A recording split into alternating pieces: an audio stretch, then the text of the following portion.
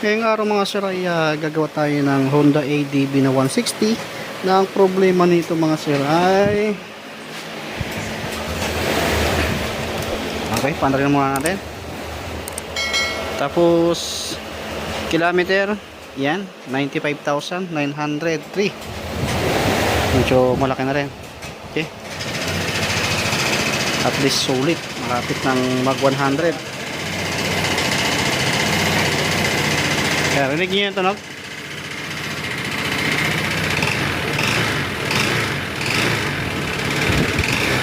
Yan, sumasabay.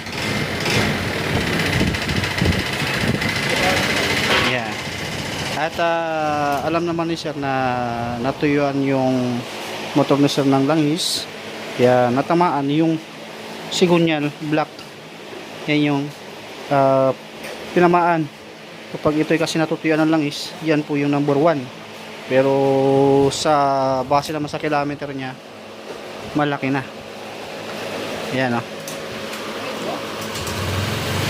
Yan, malaki na. Kahit pa paano, inabot siya ng ganyang kalaki. At kung hindi lang ito natuyuan, mas malaki pa sana yung maibibigay nito. Dahil i-overhaul natin yung motor nito. At mamaya papakita ko sa inyo yung mga pisang gagawin natin o papalitan natin. Huwag mo na kayo kagad bibili ng pisa kung hindi pa kayo sigurado. Mas maganda buksan nyo muna bago kayo bumili para at least makita nyo kung ano yung problema. Pero para sa akin mga sir, alam ko na kagad ang sira, black saka sigunyal. Tapos check natin yung mga ibang problema pa kasi natuyan ng langis. Okay, pag-iwalay muna natin to.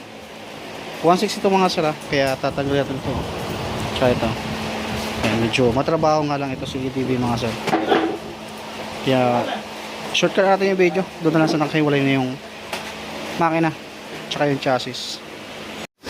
Okay, ito mga sir, napag-iwalay na yung makina sa yung chassis. Ito yung wawalawalay natin yung makina nya. May history na rin pala ito. Pinatap overall ni sir, nagpalit ng black kasi dating natuyuan na pala ito.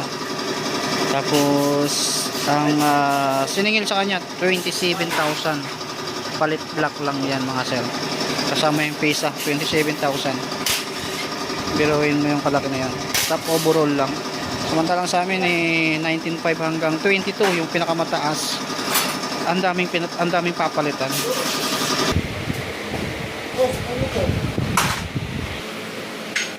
Basta kapag gagawa kayo ng ganito, bukod-bukod nyo lang yung mga pisa. Sample nito, side dito, tabi nyo, side doon, tabi nyo, side dito, tabi nyo. Kung makakalimutin naman kayo, mas mainam na maglagay kayo ng video dito, picturean nyo, o di kaya ano, i-video nyo ng parang mayroong lang kayong yung holder sa cellphone, video ng ganyan yan. Ang importante lang naman dyan yung hindi kayo magkamali pagbalik. Madaling magkalas, mahirap na magbalik.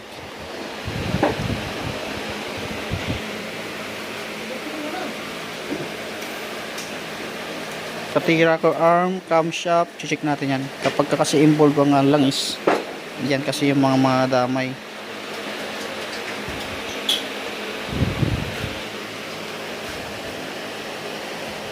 Kapag basa dito, matik po yan na singaw na yung kanyang black.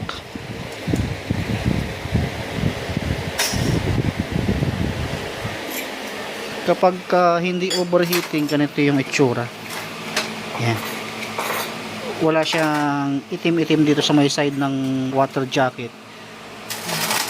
Pero kapag ito sige, yan, gas-gas. Kaya pansin nyo dito, basa dito sa may sa may ibabaw ng head.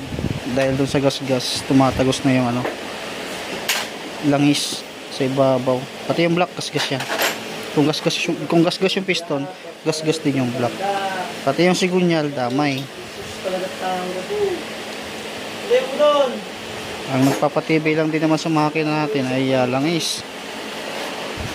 Magandang oil dapat. Yan. Ayan. Ito naman yung susod nating mawalwalin. Ito naman sila, bibiyak na natin isang crankcase niya. Dito ko nga sa kanila.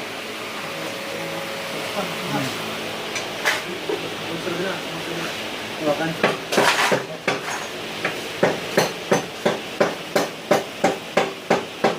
Ayan, tanggal na yung kabilang crankcase. Tapos, bago nyo tanggalin yung sigunyal, meron pa kayong tatanggalin yan sa may gilid na lock down sa bearing.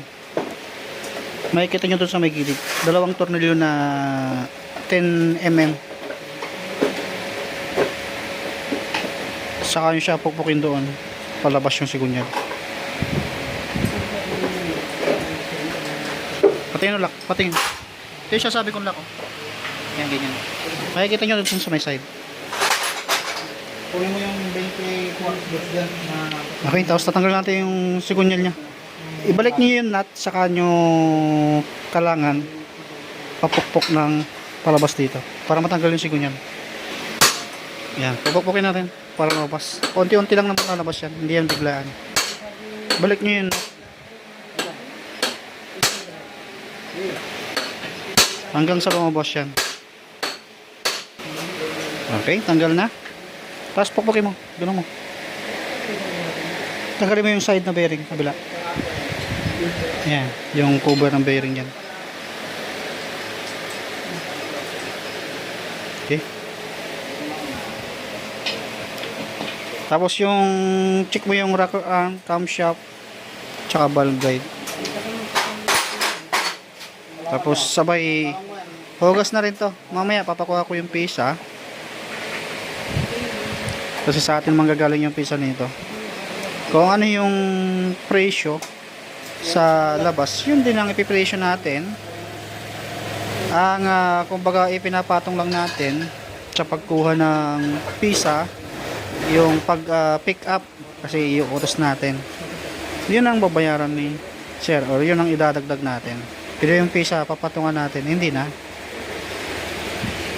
Kasi kumita naman na tayo sa labor. Okay, hugas muna tayo. Bukod dito, check din natin yan.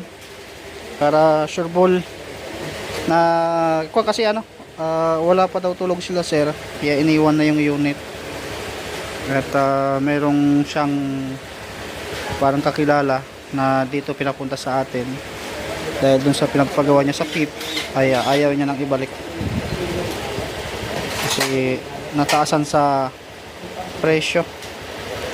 Overall lang yung pinagawa niya, gumastos ng 27,000. Yun ang pagkakasabi. Ang nagsabi yung may-ari.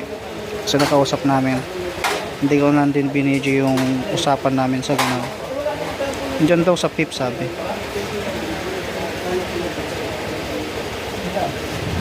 Kami na yung pinakamurang maningil talaga dito, 19.5. depende sa pisa. With 2 months warranty tayo mga sir, kasi lahat ng gawa namin winawarrantihan namin. Ang concern ko lang din naman na pag once na magkikilim kayo ng warranty, pagka mali kami, wala kayong gagastusin. Pinaka-importante, huwag nyo munang ipapagalaw sa iba, kasi kahit sino ba naman din yung magwa-warranty, kung napagalaw nyo na sa iba, siyempre maraming discussion na yan.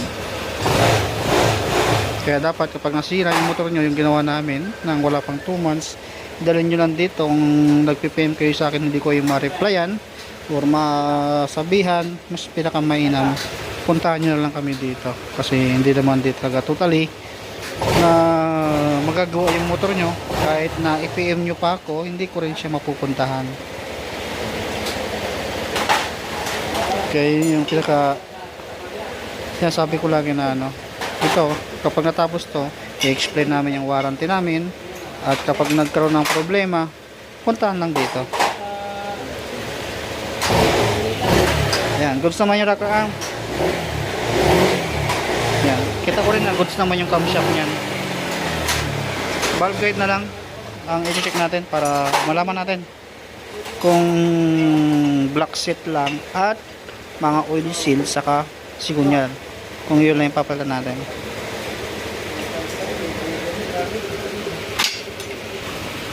Okay, goods naman yung camshaft. Yung valve guide naman. Okay, ito na yung pisa niya mga sir. Lahat ng ginamit natin dyan mga sir, original. Hindi tayo gumamit ng aftermarket kasi ayaw din natin ng gumamit ng aftermarket kung hindi si customer ang bibili. Pag sa amin, talaga lagi namin sinasabi, brand new ang gamitin or original. Ito yung bearing, saka ito yung block set. Andiyan na lahat ng kailangan. Bearing, dapat ay special bearing pa rin ang gagamitin natin. Tulad nito. Ito. Ayan. Tapos ito, original din lahat yan. At ilulubog na natin dito. Painitin natin sa loob ng 15 minutes. Tapos siyempre gagamit tayo ng cooler para maglubog ng bearing. Pero magneto lang sir. Tapos ito yung block set nya. Yan, lahat ng kailangan natin dito na.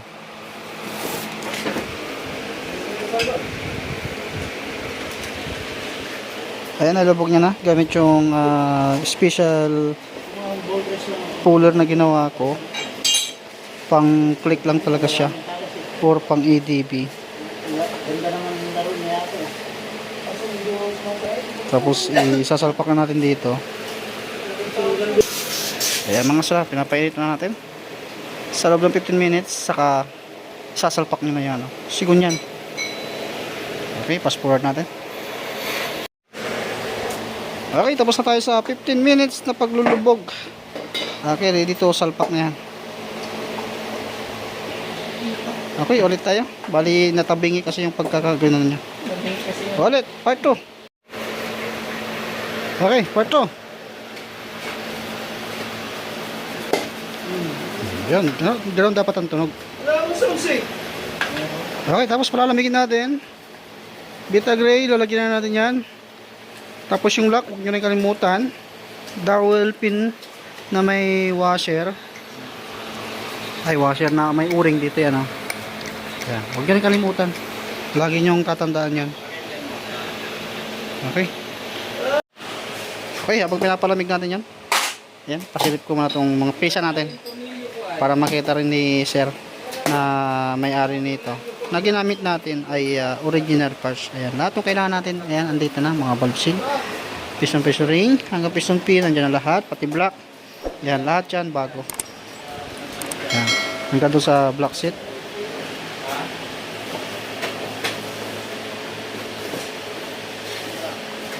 Ayan, original yan.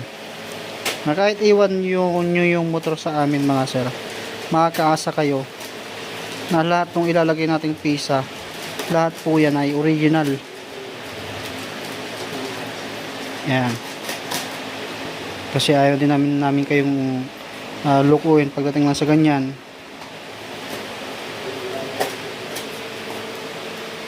Dahil nagbabayad naman kayong tama, ginagastos nyo ng tama yung motor ninyo, kaya ilalagay natin pisa original.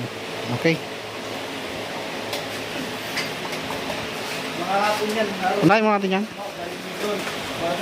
para lamig yung mga rin.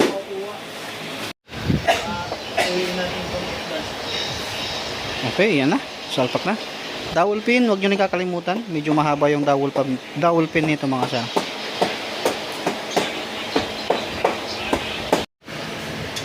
Okay, nailagay na yung kwan. Susunod naman natin yung piston tsaka yung block. Okay, nalagay na rin yung block natin mga sir. Dowel pin sa baba, dalawa, base gasket, piston, ito yung bagong block, tapos ito yung gasket. Yung pisa niya, ayun. Yun. Ito kasi TMX 125 yan. Hindi ko na kasi binidyo yung 125 na yan, pero ang sira niyan, bearing sa gear. Gumagawa tayo niyan mga sir. Karamihan yan, din naman ginagawa ko dati nung hindi pa ako nagbablog. Yung mga decambio. Okay, head na lang. Kasi kinakabit niya na rin yung valve seal. Na 4 na valve seal.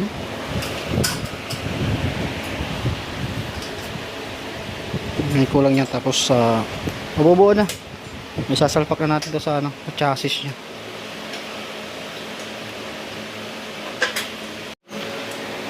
Okay, nakabit na yung head.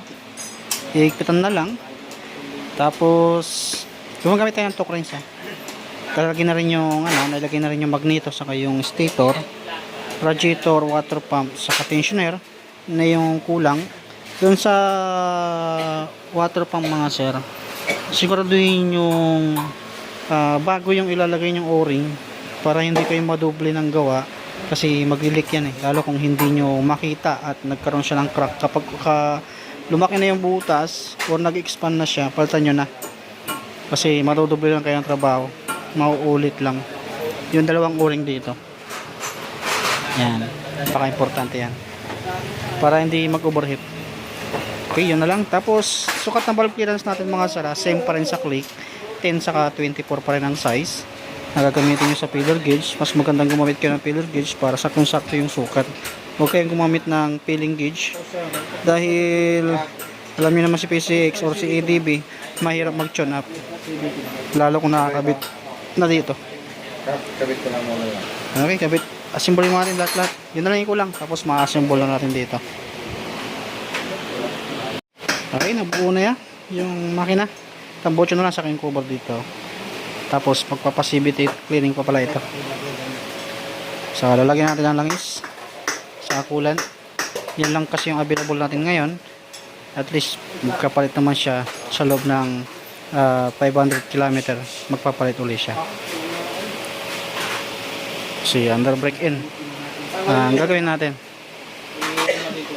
first 500 km mag-change oil to. Okay, buuin mo natin. Okay, ito mga sir, kinakabitan natin yung makina sa kanyang chassis dahil natapos na tayo mag CVT cleaning. Yan, medyo pahirapan talaga yung pag-assemble ng makina sa kanyang chassis pagsamahin. Ganyan po kahirap yan si ADB or si PCX. Kaya medyo ahaba lang yung video natin sa pagdugtong. Ikakat na lang natin. Ikakabit muna natin. Okay, ibalik na lahat ng sensor nito mga sir, bukod lang sa panggilid. Pero pwede natin itong ipaandar rin kasi nalagyan na natin ng langis yan. May coolant na rin. Kaya try natin ipaandar rin. Ayan, maandar na yung mga sir. Malayo na yung tulog niyan kanina. Walang panggilid din yan. May babalik na natin yan.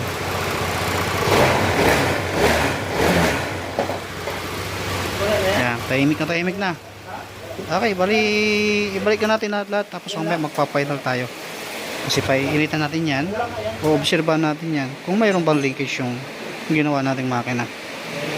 Bago natin ibigay sa may-ari, kailangan walang problema. At lagi kami nagbibigay ng warranty 2 months warranty. Sa uli nyo lang dito pag may problema. Kapag nakita naman namin na error ng gumawa, siyempre wala kayong nagasasin. Pero ang error ng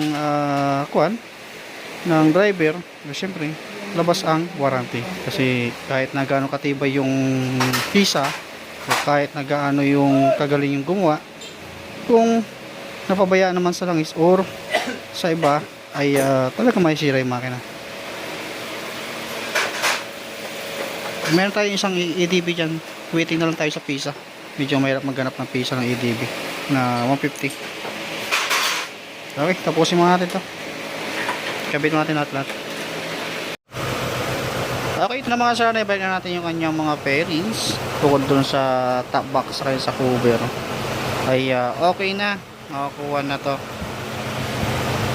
Na-stock ng 3 months to simula nang nasira, hindi na ginamit ng may-ari para hindi daw mas lumala. At totoo naman yun. Pag may problema na yung unit ninyo at kung sakaling wala pang pera, kahit na wag nyo muna gamitin. Purpose natin dun sa hindi paggamit, pag may problema ay hindi na dumami yung gagastusin. Yan, okay na to. Kulang na lang sa karwas tong mga sir. Tapos diagnose, okay na lahat. Ang total na nagastos nito mga sir, kung sa iba top overhaul 27k, dyan sa Calaucan sa amin, kasama yung sigunyal hanggang labor with 2 months warranty. Ang singilan namin sa ganito ay 19,500. Yan, with 2 months warranty tayo mga sir.